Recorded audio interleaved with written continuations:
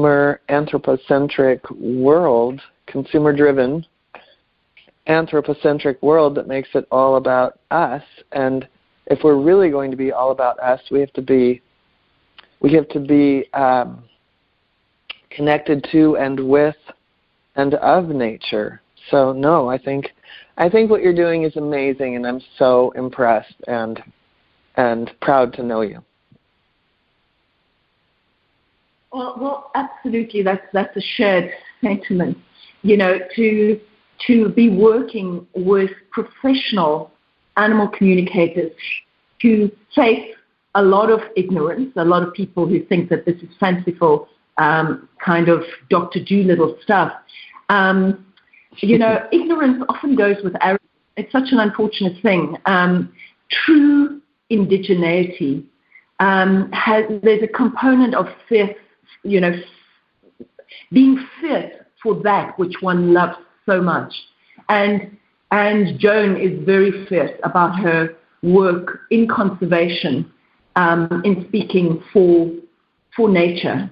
So Joan, tell me a little bit about what we're going to be doing together in Seattle when I come and join you in September.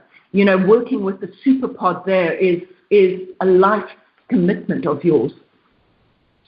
Yeah, well, first of all, we will talk about enjoying nature, and that's where I actually met Kat, was up in the Seattle area. And it is truly one of the most beautiful places on the planet, the Seattle area and the surrounding areas. And the pods there, we'll spend time in nature just being out with them, but the super pod there is makes up 3 pods, the J, K, and L pod. And these beautiful orca whales, who are actually of the dolphin family, are really endangered. And I wish somebody was up there screaming on behalf of them in the way that you're very elegantly walking into Parliament there. You know, between the supertanker traffic and the lack of salmon due to overfishing and overpopulation, the whales up there are really, really, truly endangered. And at one point, it was there were about 100 something, even just a few years ago, and now they're down to 70. But the August and September is when all 3 pods kind of come together from all the different parts of the Pacific Northwest, and you literally see when they come together, it's like a party, and they have greeting rituals and all sorts of ways that they just all hang out together and just really enjoy each other. And it's really magical and magnificent to see. That is so wonderful, and I'd like to mention, you know, part of what makes this work so profound with animals is the recognition that there is a consciousness that unites all of natural creation. And that's part of how we can communicate across all species. And I was reminded of that after the parliamentary presentation for the white lions, when I took time off. It was so exhausting and so stressful. I took time off directly after the parliamentary presentation to go and swim at the oceans on the east coast of South Africa. And each time I ventured into the waves, a pod of dolphins came to swim with me. I didn't go out and invade their space in a boat. They came to swim with me. And the message I received from them was that they knew that there'd been a breakthrough for the lions, and whatever breakthrough there is for any of nature is for all of nature. How does that sound in terms of your knowledge of dolphins. Does that make sense to you? Yeah, I've spent a lot of time in the Bahamas with the Atlantic spotted dolphin and the bottlenose dolphin, and they are so connected to us when we're open to it. They're very, very connected to us, and I think of them as pretty magical creatures. And like lions, they have, their biggest predator is the human. So I'm always amazed when I'm in the ocean how, when there's the giant ocean before them, how willing they are to come, play, be seen, experience, and have an experience with me or the other people that I'm with. And I feel like they're part of it because they bring a certain magical quality to the planet. So interesting. I think anytime there's magic, we can look at dolphins. Absolutely. Magical creatures. And, the ancient Egyptians recognized in the Hermetic text that there was this connection between the dolphins and the lions. Now, I mean, that sounds so remote, but they are magical creatures. Of course, all of nature's magical when you tap into that unified field. We're going to come back shortly with opportunity to talk more about our time together. Firstly, in the Seattle area and what you have planned for workshops and a presentation evening. I'm so excited about joining you there. And to meet the superpod, we'll be praying for them and taking real action that will hopefully make an impact. But when we come back after the short break, we'll talk about that time there and your time out in White Line territories. So a closing comment on the superpod there and what I might expect coming from the heart of White Line territories? I think that you can expect to see absolute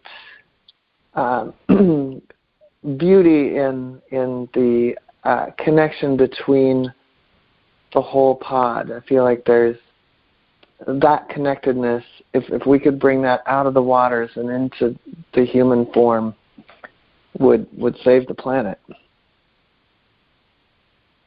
It's true community, isn't it? And the lions are truly social. I've never seen such unconditional love amongst humans as I've seen in lion prides. And I know that to be a quality of dolphins as well. Love and joy in being alive. Yeah, it is completely, and the community that you're speaking of, that, there isn't ownership of tasks. There's, co-creation. That this sister over here is taking care of the babies while mom is out hunting, and it's community. Astounding. Joan, we'll be back in a moment, but look forward to talking then.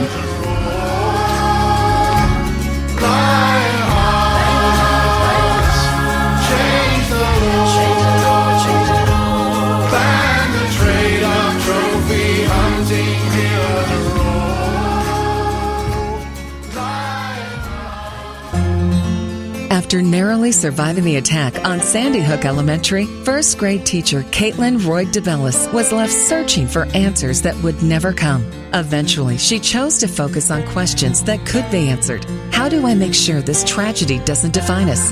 How do we get our control back? Those two questions led her to found the 501c3 nonprofit organization Classes for Classes. When gifts poured into their classroom, she decided they would help someone else by paying it forward and being kind. This developed into a social network which allows K through 8 classrooms to connect so that every student in the United States can learn these crucial lessons. Classes for Classes' mission is to build students' social emotional intelligence by connecting them to care. All C4C projects are crowdfunded. Any teacher in the U.S. can visit classesforclasses.org. That's classes, the number 4, classes.org. Sign up today.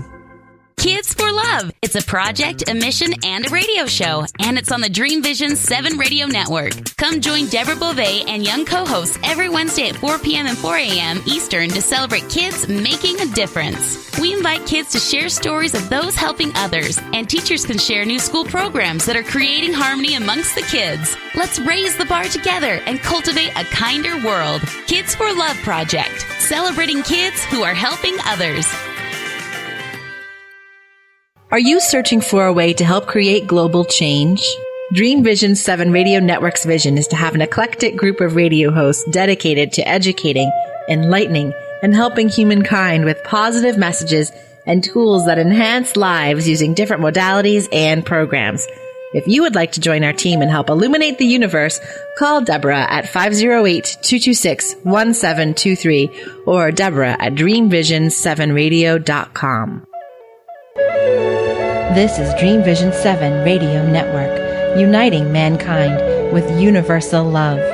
Our shows are created from the heart, bringing each listener to a place of divine enlightenment. Breathe, relax, and enjoy. Let life flow. Well, we're back and to talk about the lions and the dolphins, or the super part of orcas who are of the dolphin family, ancient beings who really teach us what it is to love and what it is to celebrate life. And if, as Joan says, if we could learn these lessons of true community, we would save our planet. So collaboration is the 7th law of lion-hearted leadership. True, in lion terms, it's finding your pride. Find your pride. It's the most amazing lion term that is beyond the personal and finds joy and self-worth in the other. There's an ancient African word which is called Ubuntu, which is I find my meaning through others. And so that is going to be part of our experience together when I travel to Joan in September and October, and when she comes out to White Line Territories. So, Joan, let's talk about your trip in November. I think people who'd like to participate with us have the option of joining us during my period in the States, which crosses the continent. I'll be, you'll be able to see online where I'll be when, but it spans September into October, concluding with the Pioneers Conference. Those of you who know about the Pioneers, it's in its 30th year, and it takes place in San Rafael in the Bay Area. An incredible conference that brings together real activists who are achieving amazing things on behalf of the planet. But before that, I'm going to be joining Joan in Seattle and in LA to do amazing work together. And then in November, she's going to be joining me in Africa, in the heart of White Line Territories. So, Joan, how do people link up with you for your tour out to White Line Territories? I'm just going to be getting the information up as a save the date, and I'll have more specific information up shortly. But my website is JoanRanquet.com, JoanRanquet.com. And I have an events and trips page. Excellent. And then those of you who would like to know a bit more about Joan's work should listen to her TEDx talk, type TEDx and Joan Ranquet. And you can also understand more about my work, of course, if you go onto my TEDx talk, which is Ignite the Lion Heart. I Speak for the Lion, which you've gathered I tend to do. So, Joan,